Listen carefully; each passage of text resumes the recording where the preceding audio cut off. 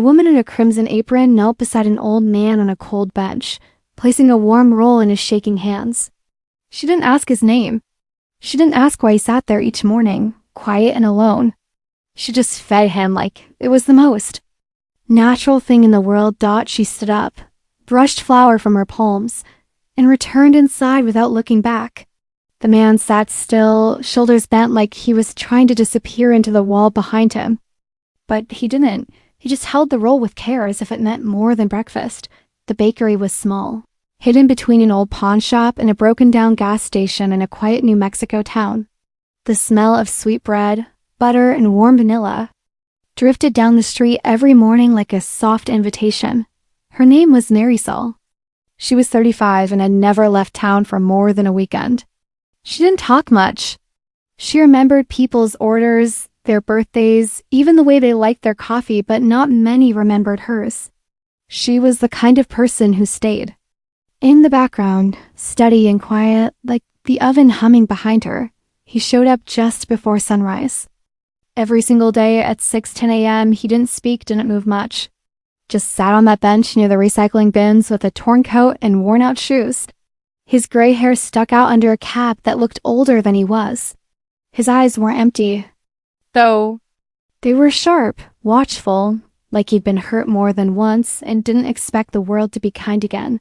The first few mornings, Marisol thought he might be waiting for someone, but no one ever came. She watched from the kitchen window while shaping dough. He never begged, never caused trouble, just waited. And when the sky turned soft orange, he stood, walked away, and vanished down the street. She started to worry. Was he hungry? Was he okay? One morning, the wind was cold enough to make the windows frost at the edges. She packed a brown paper bag with a ham sandwich, a banana pastry, and a cup of coffee. She didn't say much as she walked by, just placed the bag gently beside him and murmured more to herself than to him. I guess the kitchen made too much today.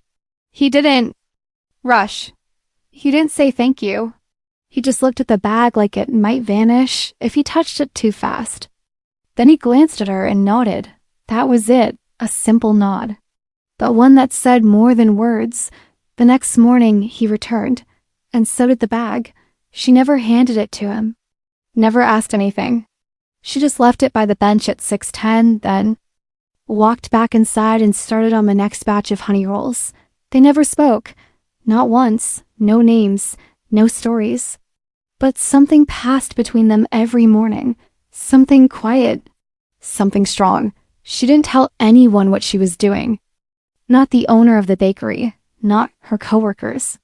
It felt private. It felt like a secret that wasn't hers to share. Maybe it was because of her childhood. Her mother used to make soup out of scraps and give it to strangers during hard winters. Marisol remembered those nights clearly, her mom's hands always warm, always moving. The house smelled of herbs and soap, and there was always just enough food for one more bowl. Even when there wasn't, maybe that's why she couldn't ignore the man outside. Maybe it was about more than food, but people talk.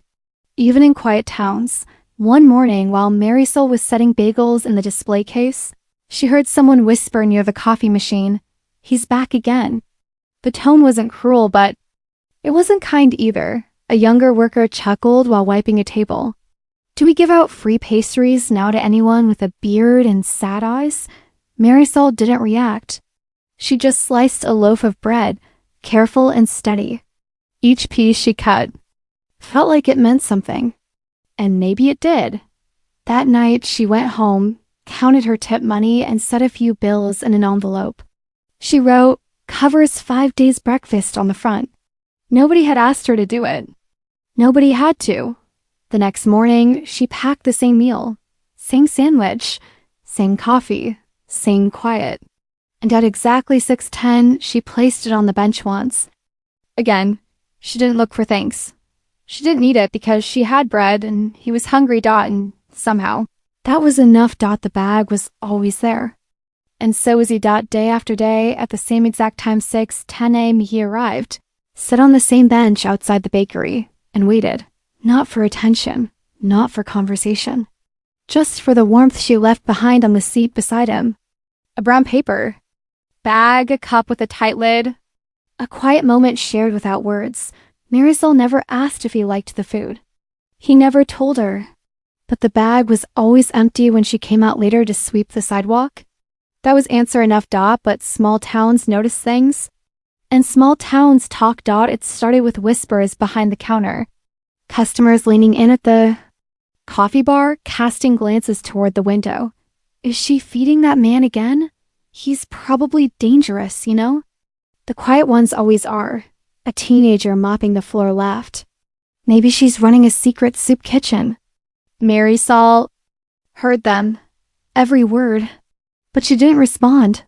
She just kneaded dough, her hands moving slowly and calmly, as if the noise couldn't touch her. But not everyone was cruel. One morning, as the sun rose gold and low across the street, Rose, the elderly woman who sold scratch-off lottery tickets 2 blocks away, stopped in for her usual black coffee. She leaned in a little closer at the counter, eyes soft behind her old wire-frame glasses. "You've got your mother's hands," she said gently. Marisol paused. "You knew her?" Rosa nodded. "She used to give warm soup to folks waiting at the bus stop, even when we didn't have much ourselves." Marisol swallowed hard, then gave a small smile. "I remember that." She would have been proud. That was the only kindness she heard that week, because things were starting to change. The old man didn't come on Thursday. Or Friday. Still, Marisol left the bag and coffee at the bench, just in case. On Saturday, she stood in the kitchen, eyes drifting to the empty sidewalk as she folded napkins with extra care. Her coworker passed by and said casually, "Still saving food for your ghost?" She didn't answer, not because she didn't have the words, but because she knew if she tried to say anything, her voice might crack. By Monday, her manager called her into the back office. Gustavo was kind, usually, but now he looked tired, uneasy. The small room smelled like burnt coffee and ink. Papers were stacked in unsteady piles. He spoke carefully. "Marisol, you know I respect your heart. You're one of the best we've got. But people are starting to ask questions." She didn't say anything, just held her apron a little tighter. "That man, he never comes inside. He never buys anything. But he sighed, you give him food. Every day." She nodded slowly. "He's never asked. I just started doing it." Gustavo scratched his head. "This isn't a charity kitchen. We're already barely breaking even. I pay for it myself," she said. Her voice was steady now. "Out of my tips. The food I give him isn't from our stock." Gustavo looked surprised, then tired again. He nodded. "I'm not going to stop you," he said finally. "But maybe be more discreet. People are uncomfortable." Uncomfortable. That word stayed with her all night. She thought about how cold the man's hands had felt the first time she gave him food. She remembered how carefully he unwrapped the sandwich, as if it was a gift. What kind of world, she wondered, made people uncomfortable just because someone was being fed? That night, she placed her tip money into an envelope again. More than last time. Enough for another week of meals. On Tuesday morning, the bench was still empty. The bag she left sat untouched. A breeze lifted the napkin and carried it down the street like a paper bird with no nest to land in. Someone took a picture of it. By afternoon, a photo had been posted online. Her bakery, the bench, the bag. The caption was simple but sharp. "Rosie's Bakery now serving invisible friends." The comments followed quickly. "She's doing this for attention.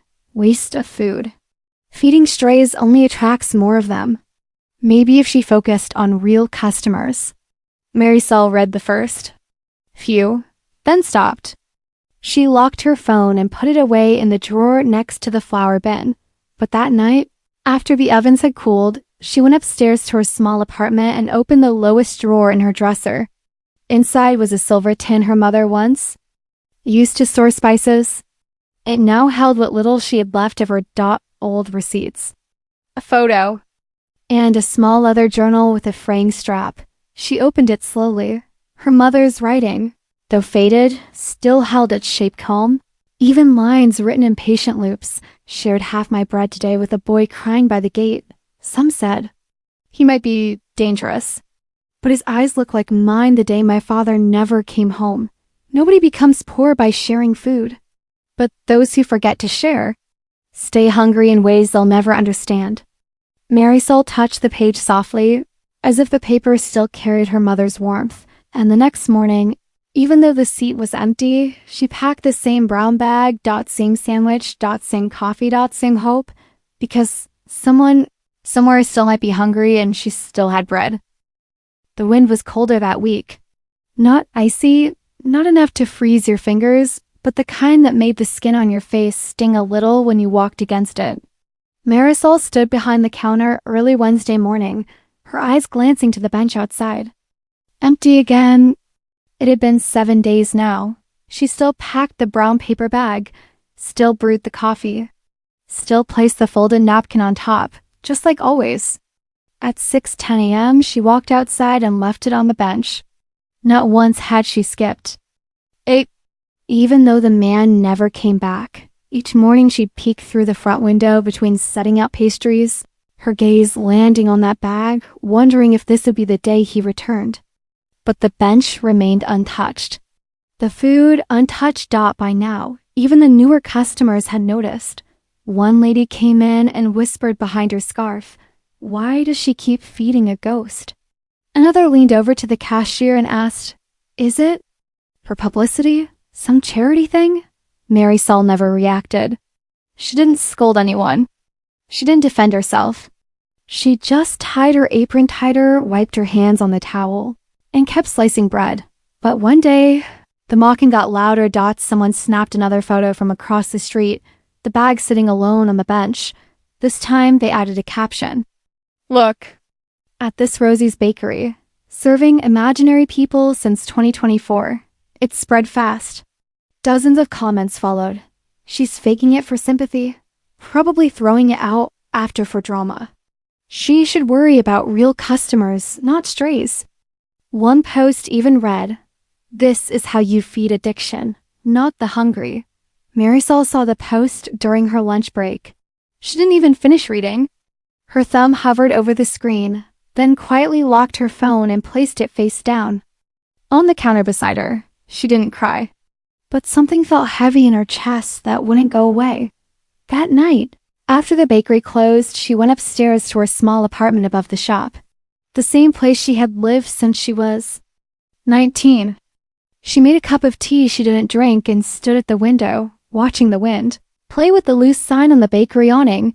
She thought about taking the next morning off, thought about skipping the bag, thought maybe it was time to stop, but her hands didn't listen. At 5:30 a.m., they still packed the food, still folded the napkin, still poured the coffee, still placed the bag on the bench at 6:10, just like always.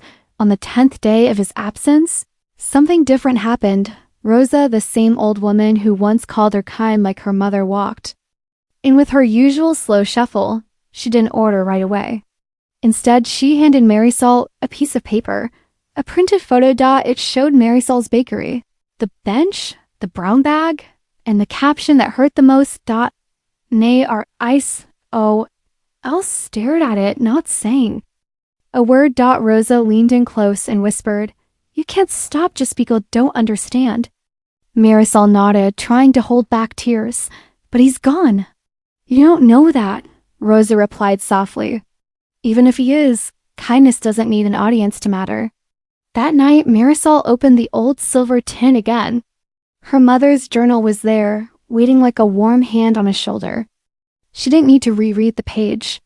She knew the words by heart now. Still, she opened it, traced her finger across the old faded lines.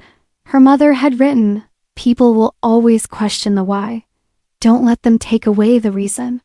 It was then she decided, whether he came back or not, she would keep showing up. She would keep feeding whoever needed it. Even if no one sat on the bench. The next morning, she packed the same brown paper bag. But this time, she included something else, a small note, written in her neatest handwriting. If you come back, the coffee will still be hot, and the seat will still be yours. She tucked the note under the sandwich and walked outside. The air was calm that day. No wind, no noise.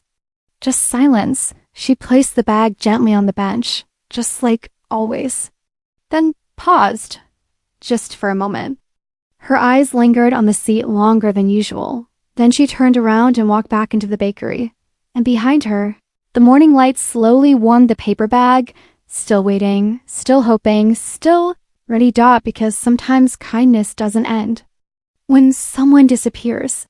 Sometimes it just waits quietly for the next soul who needs it. The note stayed in the bag that whole day. And the next and the day after that by Saturday, the bakery had gone unusually quiet. The usual clinking of cups, the sound of customers chatting over their cinnamon rolls, it was still there, but softer, like everyone had picked up on the shift in the air. The brown paper bag remained untouched on the bench until closing when Marisol picked it up. The coffee was cold, the bread still warm in the center but untouched. The note still folded beneath the wax paper, unread. She brought it inside. Couldn't bring herself to throw it out. Instead, she placed it in the fridge and said nothing to anyone. That night, while sweeping flour from the kitchen tiles, she paused. Her hand hovered over a napkin someone had dropped near the register. She stared at it for a moment, thinking of all the little things that passed through her hands, things no one else ever saw. Half-folded notes, coins left in the tip jar. Meals packed not for money, but for meaning. 10 days had passed since. The man last came by now, most of the regulars had stopped asking. They'd either moved on or made their jokes in private. The online comments had slowed, too, but the few that remained still stung. Imagine wasting food for attention. Maybe next she say the ghost left her a tip. Marisol had learned not to react. She kept her head down. Let her hands speak instead of her mouth. But something about the silence, about not knowing if the man had left town, gotten sick, or something worse ate at her. She hadn't realized how much she'd gotten used to seeing him to that small nod to that quiet reminder that someone was still out there, watching the world from the edge. On the 11th morning, she was earlier than usual. The sky was still navy blue when she walked into the bakery. She didn't turn the lights on right away. Just stood behind the glass counter and listened to the hum of the ovens warming up, to the ticking of the old clock on the wall, to her own breathing. Then she started the same routine. Dough, butter, glaze. She packed a bag, sandwich, pastry, fresh coffee. Wrote the same short note. If you return, breakfast is still here. So am I at exactly 6:10. She stepped outside to place it on the bench, but this time before she reached it, she heard something strange. Tires, not one set. Four. The slow crunch of gravel under heavy wheels echoed through the street. She turned, confused. No one ever drove this early. Not past the bakery, not in a group. Then she saw them. 4 large black SUVs, shining and spotless, rolled slowly down the road in perfect sync. No horns, no rush. Just quiet, controlled motion like something out of a movie. They stopped directly in front of the bakery. Marisol Alfros. Inside, the customers who had come early for bagels stood up and pressed their faces to the window. The teenager behind the register whispered, "What's going on?" One by one, the car doors opened. No one spoke. Uniformed men stepped out. Military, their boots touched the ground with sharp precision, not casual like tourists or delivery. Drivers. These men were trained and their movement showed it. 2 from each SUV. 8 in total. Then from the lead car, a man emerged who looked different. Older, tall. His face was worn by sun and years. His blue uniform was pressed clean, decorated with rows of medals and ribbons. He wasn't just a soldier, he was someone who gave orders. He walked toward the bakery door. Each step measured. When he opened it, The bell above the door gave its usual cheerful ring, but no one moved. Even the espresso machine sounded quieter, like it too had paused to listen. The man's voice was calm, deep. "Is there a Marisol Rivera here?" No one spoke. Then, slowly, Marisol stepped forward from behind the counter, flowers still on her apron, hands slightly damp from polishing glass. "Yes," she said quietly. He walked closer. Not in a rush, not to intimidate.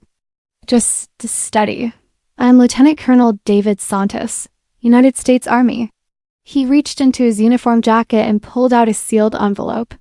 It was thick, official-looking, with a stamp she didn't recognize. "This letter is from Mr. Ignacio Torres," he said. "The man you gave breakfast to every morning." Marisol felt the room shift around her. She grabbed the edge of the counter. The officer continued, "Mr. Torres passed away 10 days ago." A sound escaped her mouth somewhere between a gasp and a small cry, but the colonel wasn't finished. He was the father of Sergeant Mateo Torres, one of our best soldiers, killed in action overseas. The silence deepened, but Mr. Torres never stopped grieving. He disappeared after his son's death, wouldn't talk to anyone, wouldn't come back to the base. The colonel looked at her then with something softer behind his firm eyes. "But then he met you." He held up the envelope, and he wrote this. "About you. About the woman in the red apron who never asked questions, who never judged him, who made him feel." The colonel cleared his throat, human again. Marisol stood frozen. Inside the envelope was more than a letter dot. It was a goodbye and a thank you from a man the world had written off dot, but not her. Marisol didn't move. She stood behind the counter, her hand gripping the edge so tightly her knuckles had turned white. Around her, the bakery had fallen into a deep, unnatural stillness. No one whispered. No one took a sip of their coffee. Even the wind outside seemed to pause. Lieutenant Colonel Santos waited, not pressing her, not rushing the moment. Then, slowly, he stepped forward and placed the envelope gently on the counter in front of her. She stared at it. The paper looked heavy, the seal unbroken. It was thick, like it held more than just words. Like it held a weight that couldn't be measured. The colonel's voice softened. "Mr. Torres asked me to deliver this personally. He passed away 10 days ago. But before he did, he made one last request." Marisol finally looked up at him. He nodded. "He wanted us to find the woman in the red apron, the one who never asked questions, the one who gave him coffee every morning without expecting anything in return." She swallowed, unable to speak. Her heart felt like it was pounding in her throat. "He didn't want pity," the colonel continued. "Didn't want attention, but you made him feel seen. You made him feel like he mattered."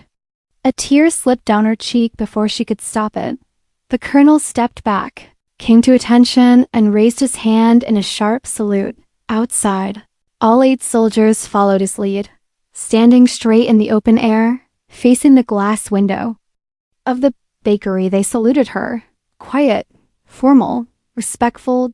Inside, Marisol stood frozen, eyes wide, a tear-streaked face, flowers still in her arms. No one in the room moved. No one breathed. No one questioned why. The colonel lowered his hand and gave her one last look. His son, Sergeant Mateo Torres, he said quietly, was one of the best men I ever served with. He was brave, he was kind, he gave his life for others. And when his father broke from the pain, you helped hold him together, even if only for a little while. Then he turned and walked out. The doorbell jingled softly as it closed behind him. Marisol still hadn't opened the envelope. She wasn't ready. Her hands weren't steady enough yet. One by one, customers slowly sat back down. But no one returned to normal. Even the sound of the oven timer going off in the back felt distant. That day, she didn't serve pastries with the same rhythm. Her coworkers handled the counter while she stood quietly by the window, watching the SUVs drive off into the distance. Only Rosa approached her. She placed a hand on Marisol's shoulder and whispered, "Your mother would have been proud." Marisol nodded, but she couldn't speak. Not yet. That evening, long after the bakery closed and the lights were dimmed, she sat alone in the back kitchen. The ovens were quiet. The tables were wiped clean. The smell of yeast and cinnamon lingered. In the air, like a memory that didn't want to leave, she stared at the envelope on the table. For a long time, then she finally opened it. Inside was a handwritten letter. The script was shaky but careful. She recognized it instantly. It was his. The man from the bench. Dear Marisol, I never told you my name. But I knew yours from the receipt stuck to the side of my coffee one morning. I kept it. I kept all of them, the notes, the napkins, even the ones you didn't write on because they meant someone thought I still mattered. You reminded me what it felt like to be treated like a person again. Not a burden, not a ghost, just a man having breakfast. I used to be a father. I used to have a family. I lost my son in a place where kindness is rare. When he died, I lost myself. I wandered because I didn't want to be seen. But you saw me anyway, without looking too hard, without asking why I was broken. Thank you for that. Thank you for the food. But mostly, thank you for not asking anything. You let me be human again. I can rest now. Ignacio Torres. By the time she finished reading, the letter was soaked at the corners. She pressed it to her chest and closed her eyes. She hadn't known his name, hadn't known about his son, hadn't known what he carried with him. Every morning he sat on that bench, but somehow that didn't matter now. He had found peace and she had helped him. Reach a dot, not with speeches, dot, not with advice, not even with words, dot, just with bread. And coffee, dot, in silence. That night, before going upstairs, she took the letter and placed it in her mother's silver tin, right beside the old journal. Then she closed the lid softly, dot, outside. The bench was still empty. But this time, it didn't feel sad, dot. It felt sacred, dot, like something had been completed. And something else was just beginning. 3 days passed. The envelope never left Marisol's sight. She kept it in her apron pocket, folded carefully so the creases wouldn't tear. During slow moments, she'd reach for it, not to read it again, but to feel its weight. Like proof that it all happened. That he was real. That something as small as a sandwich and a cup of coffee could reach through someone's grief and offer something, close to peace. But something had changed in the town, dot, not overnight. Not loudly, but in quiet, unmistakable ways. That Wednesday morning before the sun had even cleared the hills, someone left a single white rose on the bench, dot, no note, dot, no explanation, dot, just the flower, placed gently where the paper bag used to sit. Next day, a folded letter appeared tucked under a small stone so it wouldn't blow away. Marisol found it just after sunrise. The handwriting was shaky and slanted, clearly written by someone older, dot. It read, "My brother never came back from Vietnam. No one ever talked about him after. Not at church. Not in the neighborhood. I watched your kindness. I watched that bench. And I just want to say thank you for remembering someone the world forgot. Jay." She read it twice, folded it neatly, and placed it in the drawer beneath the cash register. More letters followed, some anonymous. Some signed only with initials. One woman came in with her toddler and left a note on the counter that simply said, "My son is in the Marines. I'm scared every day. But thank you for showing the world we don't have to stop caring." Then came the challenge coins, dot. They began showing up one by one, left beside the register or tucked under coffee cups. Small, metal tokens, each one worn by time and thumbed by fingers that had seen more than they would ever speak of. The first had a bald eagle on one side. The second had an inscription. "First Recon Battalion, Brotherhood Never Ends." Rosa recognized them immediately. "They're passed from one soldier to another," she explained. "Not given, earned." Marisol placed them inside a wooden bowl on the counter. She didn't advertise it, didn't mention it to customers, but veterans knew what it meant. And one by one, they started walking through her door. Some came for coffee, some just came to sit, some didn't buy anything at all, They just looked around, nodded at the bowl, and left a coin of their own. Marisol never asked names, just greeted them with the same calm warmth she had once offered Ignacio. One older man with a cane approached the counter one Friday morning, his jacket lined with pins. He ordered nothing, just placed a coin next to the register and nodded. Vietnam? 74, he said quietly. First time I've had faith in people again. She didn't reply with words, just gently placed her hand on the coin, gave a soft smile, and nodded in return. And then, one morning, Gustavo, the bakery's owner, arrived earlier than usual. He didn't say much, just walked to the front door carrying a small wooden sign. No logos, no flashy words. Just a simple message burned into the grain. He held it up. Where should I hang this? He asked. Marisol looked at the words carved into it. Bread for those who need it. No questions, no shame. She pointed just beneath the bakery's main sign. Gustavo nodded and got to work mounting it. When he finished, he stepped back, wiped the dust from his hands, and said softly, "Your mother would have hung it here a long time ago." That afternoon, a teenage girl hovered by the door. She wore an oversized hoodie and had earbuds tucked into her ears, but she wasn't listening to music. She kept glancing inside, unsure if she belonged. Marisol saw her, stepped out from behind the counter. "Hi there," she said gently.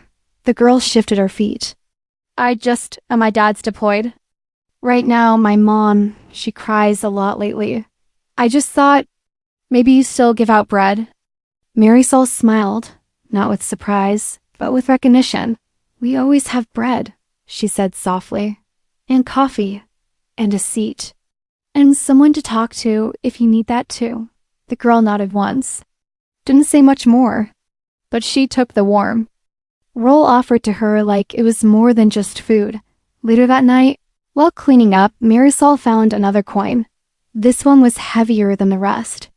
Its edges were smooth from years of being carried. The words on it were clear, Semper Fidelis, never forgotten.